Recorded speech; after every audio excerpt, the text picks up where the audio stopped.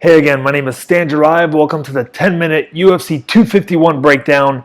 If you find this information helpful, subscribe to the channel. Follow me on Instagram at The Constant Martial Artist, on Twitter at Stan Jarive. Links are below. Also, check out my podcast, the MMA Geek C-Level Podcast, in which my partner and I, Nick Baraccia, break down the upcoming UFC cards and we react to the prior week's results. Now, on the last episode, I broke down the Poirier versus Hooker UFC card, and I did a pretty fucking good job. I went 8-2. The only picks I got wrong were the Julian Rosa and Karma Worthy come-from-behind victories. Props to those guys. They talk about how they have a shot at kind of giving those guys their prospect losses, and that's exactly how it happened. But you should have seen my fucking reaction when I found out I picked at 80%. It was legendary. It was like I was the one that won a UFC main event. Now, I'm not sure if it's enough to put me in the UFC Hall of Fame just yet, which is why I'm back this week to break down UFC 251. We've got a stack card, and I'm excited to dive into it for you guys. In the main event, we've got Kumar Usman versus Jorge Masvidal. A pretty fantastic matchup for all intents and purposes. It's unfortunate, of course, that it's kind of coming on late notice, but Jorge Masvidal spent the majority of his career as a high-level gatekeeper. If you beat him, you're probably among the best in the promotion. If he beats you, you're not quite ready for the upper echelon. After going 5-2 at lightweight in the UFC, he moved to welterweight. After getting handled by Stephen Thompson, everything changed. He came back from a year-and-a-half layoff with a fresh beard and long locks to finish Darren Till, Ben Askren, and Nate Diaz. He's always had the skill to beat just about anyone, but suddenly he was willing to apply those skills with urgency, with spectacular results. After 16 years, almost 50 fights, and more than a dozen losses, Jorge Masvidal became a star. After negotiations fell through for a welterweight title shot against Kumar Usman, Jorge found himself in the backseat of his career again. That is until Gilbert Burns, who was scheduled to main event UFC 251 against Usman, was pulled from the card because of a positive COVID test. Suddenly, Masvidal is in the main event on short notice. Kumar Usman entered the UFC on the strength of his 8-1 record as he collected the Ultimate Fighter live season crown. He went on to beat everyone in his path on his way to a title win over Tyron Woodley last year. In his first title defense against Colby Covington, he vanquished the only other seemingly untouchable fighter in the division. He used body shots and some grit to push through tough moments against Colby before scoring a 5th-round TKO. He has honed his craft at Hard Knocks 365 under Henry Hooft, but he relocated to Evolution Fight Team in Colorado for this one. Even though Masvidal started his MMA career 9 years earlier, he's only 2 years older than Usman. Masvidal will probably come in with more power in his hands than Usman, who was rocked a few times by the relatively less powerful Covington. Masvidal will have the experience advantage, but he'll be outgunned on strength and size. While George spent the majority of his career at 155, Usman could never dream of making the lightweight limit. Masvidal may not have had a training camp, but he has likely been helping teammates at ATT prepare for their bouts, including Dustin Poirier, who headlined the last UFC card. Not only did Usman have a complete camp, but he did so 7,000 feet above sea level, so he should be in superb shape for this one. I would have picked Usman regardless in this matchup, I think, even if Masvidal had had a full training camp, but it's tough to pick him given the circumstances here. Even though he has been sparring at ATT, helping the guys prepare for fights, even though he says that he's been kind of doing strength and conditioning outside of that, it's still not the same as preparing for a 5-round main event and knowing that you're going to compete in however many weeks. So it does make a difference. I'm going with Usman all the way here. In the Alexander Volkanovski versus Max Holloway matchup, Volkanovski is a super effective game planner who has a high level of skill in literally every department. He has a competent stand-up game that he can use to pressure like he did against Chad Mendes. He can point fight like he did against Jose Aldo by staying out of boxing range and landing kicks at a distance. He can combine the two styles like he did against Max Holloway the first time. He can also land takedowns and score with big ground and pound like he did early in his UFC career. Formerly a rugby player who weighed about 100 pounds north of the 145-pound limit at which he now competes, he has the strength and power to back up the adequate speed and high level of technique. He trains at City Kickboxing with the likes of Israel Adesanya and Dan Hooker. Max Holloway essentially cleared out the division on his way to a championship opportunity against Jose Aldo. Aldo handled Max early, only to get overwhelmed by Max's pressure and output late. He was on a 13-fight winning streak going into his loss to Dustin Poirier at 155 pounds following his second title defense. Volkanovski and Poirier remain the only men to beat him in the past 7 years. His strengths are his size, conditioning, output, takedown defense, and grit. I would say Max's weaknesses include a lack of head movement and the fact that he's a slow starter without much power in his hands. In the first fight, when Volkanovski was able to pressure and Max was backing up early, Volkanovski was able to hit that calf kick at a distance. And then when Max kind of switched his stance to southpaw in order to avoid that kick to the left leg, Volkanovski was doing a really good job of slipping and countering with a cross hook every time Max would step in with that southpaw jab. And then when Max actually switched to orthodox and started applying that real heavy pressure in the last couple of rounds, he started doing much, much better, and it became a really competitive fight. I only really gave Max that fifth round. Regardless of that, though, I thought that's really the only round in which he scored heavy enough. I think there's an argument to be made in rounds 2, 4, and 5, but I really do feel like Volkanovski largely ran away with the fight. Even though Max has the height advantage, Volkanovski has the reach advantage, and I thought that showed in the first fight. The only times that Max's height was an advantage for him is when he started to get aggressive with his right kicks to the body and to the head.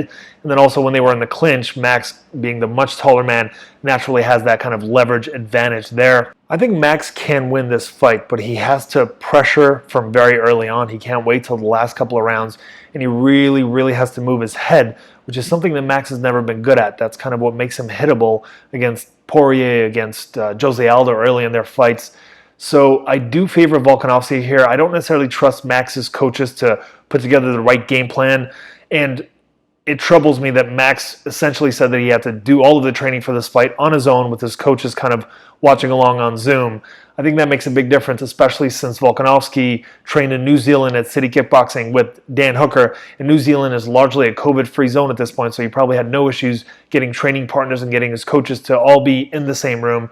So I do favor Volkanovski to win 3 rounds before that 5th round starts.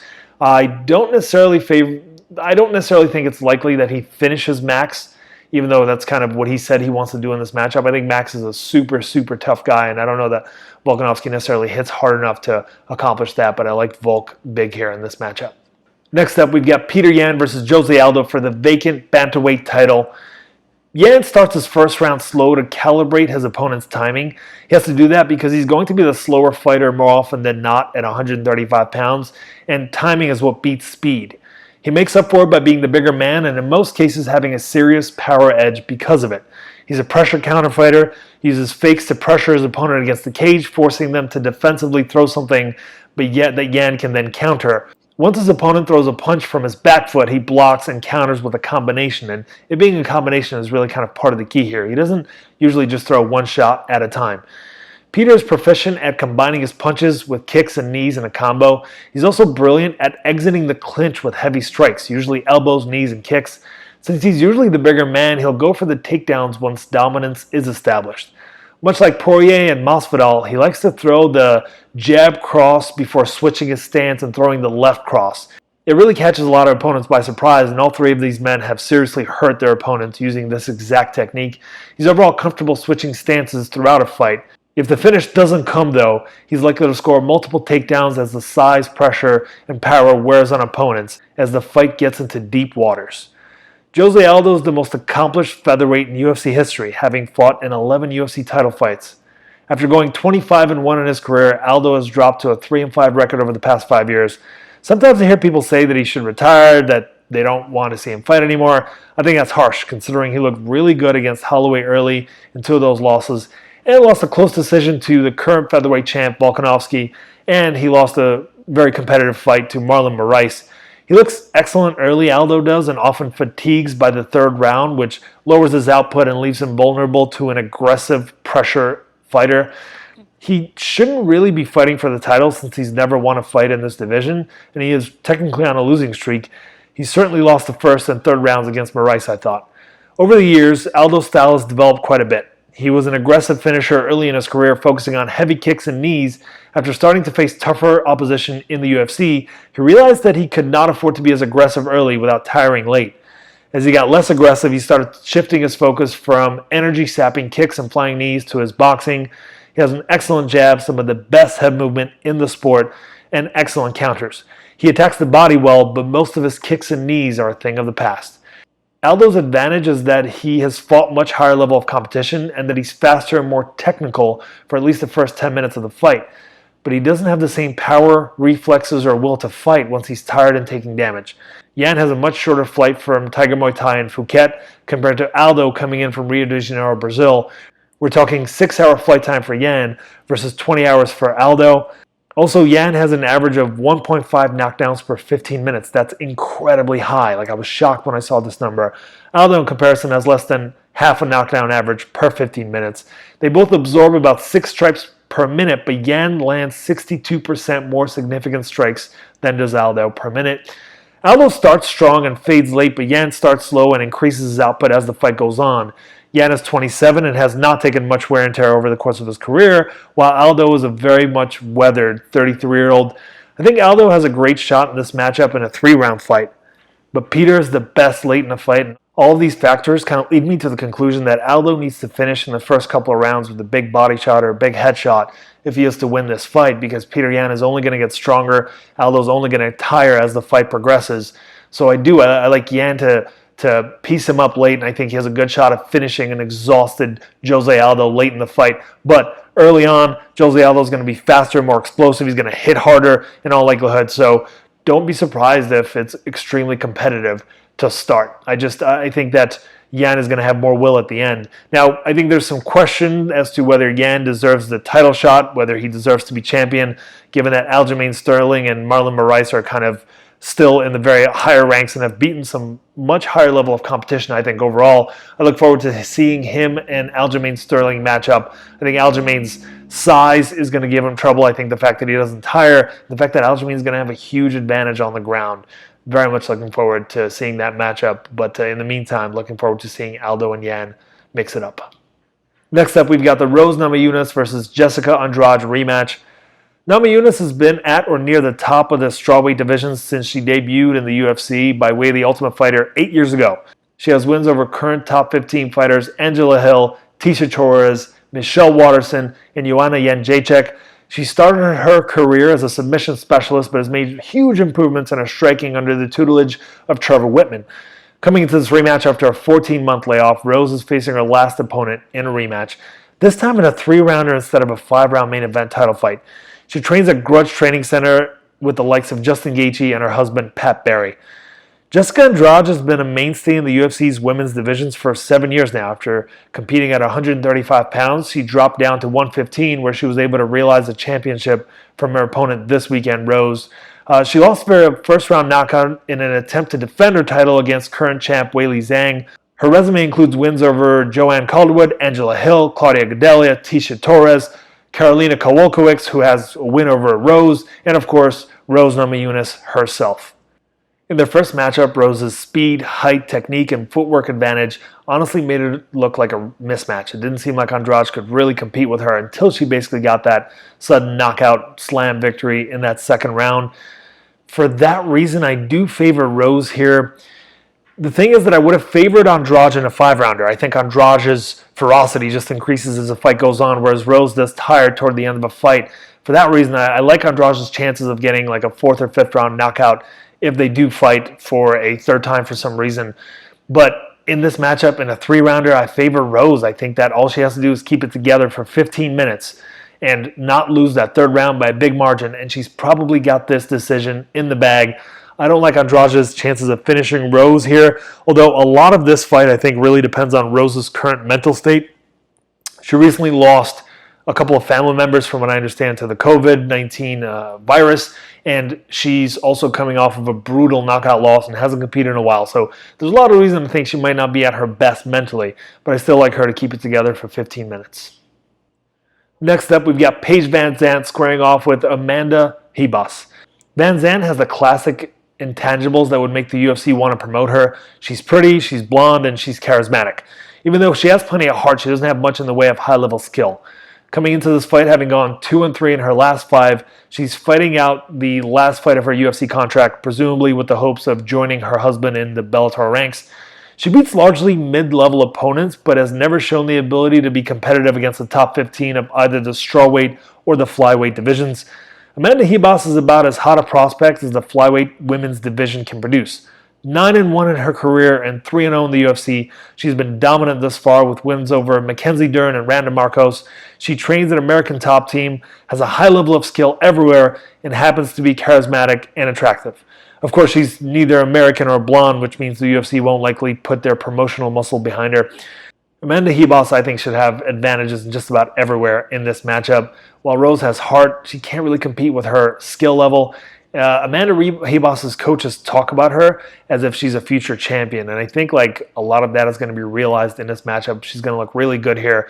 Rose is on the last fight of her contract. That's why she's getting this very difficult matchup, and I expect that the matchmakers, unfortunately, are going to get this way in this one, although I'm very much rooting for Amanda Ribas. I think she's fantastic. Next up, we've got a light heavyweight matchup between Volkan Ozdemir and Jiri Prashaska. Prashaska is a light heavyweight prospect who made his name in Japan with wins over King Mo Lawal, former UFC fighters Fabio Maldonado and CB Dalloway. Coming into his UFC debut on a 10-fight win streak, his last 8 have been by knockout. 25 of his 26 wins have been via finish, 23 of them by KO. He has okay takedown defense, but his offense is almost exclusively with boxing combos. The only other offensive strike I've seen him throw is a flying knee, but he's never really landed it. His left hook is definitely his killer punch. He seems to flatten guys with it left and right. Volkan Ozdemir is number 7 at light heavyweight, scoring wins over Ilir Latifi and Alexander Rakic recently. He started his UFC career on a streak before being rushed into a light heavyweight title shot against Daniel Cormier. Following that loss, he was finished by Anthony Smith and lost a close one to Dominic Reyes. He's a kickboxer with heavy hands and a solid chin. Even though he isn't fast, he does make up for it with his timing, especially in close quarters. He can just land that thudding hook, and it's usually lights out for most of his opponents. I definitely think it's a shame that Jiri's being matched up with an elite light heavyweight here. From what I understand, he was initially offered Thiago Santos, and he asked for a lower-level light heavyweight for his debut. They gave him Volkan Ozdemir, who's also a top light heavyweight. Like, were there no other guys to give this guy a little bit of a shot in his first fight? Now look, he can land that left hook, get a knockout. I tend to doubt it. He wins his fights generally by knockout. Volkan Ozdemir has a great chin, right? He generally likes to box, but Volkan Ozdemir is more well-rounded in the stand-up aspect. He's going to be throwing those calf kicks, which Jiri is also susceptible to. So I do like Volkan here to out-veteran the prospect and get a second prospect victory in a row, solidify his status as a top light heavyweight. Next up, a welterweight matchup between Elizeu Zaleski dos Santos and Muslim Selekov. Couple of strikers here, very exciting fighters, both of them. This promises to be a killer fight. Muslim Selekov is 3-1 in the UFC, but those 4 fights have spanned a period of 3 years. The Dagestani fighter is largely a striker that relies on his speed and explosiveness because he doesn't really have the highest output, only landing 2 strikes per minute in his UFC tenure, which for a successful fighter is pretty surprising, especially for a successful striker. He's trained with Mark Henry and Extreme Couture, but I haven't been able to figure out where he's training nowadays since Instagram is largely inactive. Zaleski dos Santos has an impressive 8-2 UFC record. He's known as a striker with a kind of a capoeira background, but he also holds a Brazilian Jiu-Jitsu black belt. His prospect status is on the line in this one as the American top team fighter recently lost to Li Jingliang before beating Alexei Kunchenko.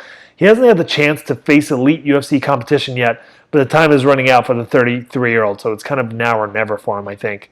I think that Zaleski dos Santos can outpoint Selekov.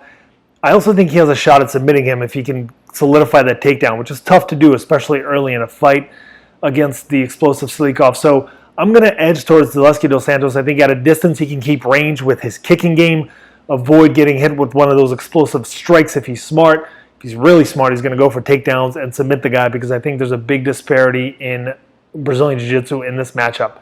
So I like Zaleski dos Santos, but I could see Muslim doing his thing. There's a reason the odds makers have this neck and neck. Next, we've got a featherweight scrap between Makwan Amirkhani and Danny Henry. Makwan Amirkhani has had prospect status in the UFC basically since his debut, but he lost to the only 2 other legitimate prospect level opponents that he's faced in the UFC so far, in Arnold Allen and Shane Burgos. The charismatic Swede has a Greco-Roman wrestling background and relies on his explosiveness on the feet to score points and do damage in between takedowns. He trains under the tutelage of John Kavanagh at SBG Ireland, who, as some of my podcast listeners know, I am not impressed by. I think he's a mediocre coach at best. Danny Henry is 2-1 in the UFC with wins over Daniel Tamor and a big upset over Hakeem Dawodu. His UFC losses to Dan Ige, who's become a real contender at 145. Like most UFC level fighters that are relatively unathletic, he has a good gas tank and plenty of heart. He likes the pressure with a high strike output, and what he lacks in speed and power, he makes up for with will. I'm going to favor Khani's athleticism and wrestling edge in this matchup. There's a chance he can catch a submission in the first couple of rounds. If not, he can win the first 2 rounds and then survive that 3rd round to win a decision. I think that the kind of opponents that Khani loses to, they're like legit super athletic prospects. Danny Henry's not necessarily fitting that bill, so I'm going with Khani. Next, we've got a matchup between Leonardo Santos and Roman Bogatov. Santos is a stalwart at Nova União in Brazil. He's a close training partner and friend of Jose Aldo. At age 40, he's undefeated in the UFC dating back to his promotional debut in 2013, but he's only competed 7 times in that 7-year span. He's finished the likes of Anthony Rocco Martin, Kevin Lee, Stevie Ray, largely a kickboxer who actually has apparently really high-level jiu-jitsu. So I do expect him to keep this fight on the feet. Roman Bogatov is an undefeated M1 champion who has spent most of his pro career in the Russian promotion. He's predominantly a ground fighter, often looking amateurish on the feet. He tends to pressure forward into his opponent's strikes on the feet and then get an ugly takedown before getting to work on the ground. I think that to win this fight, Bogatov needs multiple takedowns throughout the bout. And I don't even know if that'll really be enough. Santos is really good on the ground. He's really good on the feet. I know he's 40, but he doesn't necessarily have the wear and tear of the average 40-year-old fighter. So I like Santos to pick up a win here and look impressive doing it. We've got a heavyweight matchup next with Marcin Tabura versus Maxim Grishin. After starting his UFC career at 3-1, Tabura was not able to compete with some of the upper echelon heavyweights with losses to Verdum, Derek Lewis, Shamil Abdurrahimov, and Augusto Sakai. He happens to have an excellent record against Russian fighters though, as he made his way into the UFC via the M1 promotion and holds UFC wins over Andrei Arlovski and Sergey Spivak. He has recently switched camps to Syndicate MMA in Las Vegas, going into his fight over Spivak, who he outstruck and out-wrestled earlier this year. Grishin is making his UFC debut at heavyweight on 9 days' notice, even though he has spent the majority of his career at 205. Even though he has 7 losses, he's actually 23-2-2 since 2011. He's a kickboxer with good speed and deadly power in his right hand. The 36-year-old competed successfully in PFL, where he gave Jordan Johnson his first loss. I have a lot of trepidation about this pick. I'm going to favor Grishin here by the tiniest of margins. I know he's taking this bout on like 9 days' notice. And I know that Tabura is going to be the much bigger man, the man with all the UFC experience, but I just feel like Tabura is not at the greatest point in his career ever since he experienced those several losses. I think that in all likelihood his chin can be gotten early in the fight, but if his size allows him to get those takedowns, to outscore him, to just dominate him toward the end of the fight, since Grishin is probably not conditioned for a 3-rounder, I would not be surprised. Next up, we've got Zamagalov versus Julian Piva. Zamagalov is a solid prospect from Kazakhstan. He's a fast pressure striker who sets up offense with fakes and feints. 7-1 in his last 8 fights, including a win over former UFC title challenger Ali Bagautinov and current UFC fighter Tyson Nam. He has plenty of 5-round experience, having held the ABC flyweight title. His takedown defense is not great, but he does a good job of getting back to his feet. Julian Piva is a solid prospect at flyweight, even though he has a 1-2 UFC record. His UFC debut was a very close split decision loss to contender Kai Kara-France. I honestly thought that Piva probably earned that victory. Then he had a cut stoppage to Rogerio Bontorin, who's also a solid flyweight, a couple of minutes into their bout. He's coming off his first UFC win against Mark De La Rosa, and he made it count with an impressive knockout in the otherwise durable opponent. Both are good strikers who like to pressure, but I'm giving the edge to Piva, who I think is going to have the reach, the height advantage. I think that if he's smart, even though he hasn't done this in the UFC thus far, he's going to go for takedowns. They're going to score him major points in this one. I'm hoping that his relationship with Team Alpha Male, that they will implore him to do so. So I like Piva in this matchup, even though it is close on paper. Next up, we have Carol Rosa versus Vanessa Mello. Carol Rosa is a training partner of Jessica Andraj. She made her UFC debut last year and looked impressive against an undefeated opponent as she landed a staggering 11.4 strikes per minute. That might be the highest rate I've ever seen in a UFC fight, seriously. She does a great job of starting most combos with a jab, mixing in leg kicks, and countering her opponent's counter. Sometimes she accomplishes all of those things in one exchange. The problem is that she stays in the pocket and takes almost as many shots as she lands. Mello is 0-2 in the octagon with losses to contender Irina Aldana and prospect Tracy Cortez. This is a more favorable style matchup than those two are for her, I think, as both fighters in this matchup prefer to exchange strikes. They're both relatively new to the UFC, but I do favor Rosa here. She's going to outland her by a good margin. She's fairly tough overall, and quite frankly, she has the taste of victory in the UFC versus Mello, who's 0-2 and probably on her way out. And finally, we have Davy Grant versus Martin Day. Martin Day trains with Max Holloway and the crew in Hawaii. He's a slick striker, but relies a little bit too much on blocking instead of slipping, which makes him more hittable than he should be. I get the feeling that he trains with big gloves when he spars, and he's kind of used to blocking a lot of those shots with the very large gloves. It doesn't really work the same way with MMA gloves. You got a smaller shield and a smaller weapon by your opponent that's going to get through that guard. But Martin Day's offense is diverse, including spinning attacks and side kicks as he consistently attacks the body. Love that. He lost a controversial split decision to Team Alpha Male's Liu Ping Lang in his UFC debut. David Grant has only been able to make it 4 fights since his UFC debut in 2013 as a tough finalist. He's had 4 canceled bouts in that time due to injuries and staph infections. He beat Marlon Vera, which is super impressive, but it was a different version of Vera, and recently beat Grigory Popov, but has 3 UFC losses by submission. He's largely a grappler, but has done a solid job on improving on his stand-up and his wrestling to take advantage of those submission chops. I think this one is pretty close on paper, even though Day is an almost 2-1 favorite. I'm going to stick with the favorite here, but I wouldn't be shocked if David Grant scores some takedowns. I think Martin Day is going to be able to slick his way to a decision. Thank you for watching. Looking forward to boasting about my picks on this episode, on the next one. Now, on the off chance that I don't pick very well for UFC 251, I'm going to go ahead and pretend like it never happened in the next episode. Subscribe, follow, check out my podcast, the MMA Geek Sea Level Podcast. All the links are below. Thanks for watching.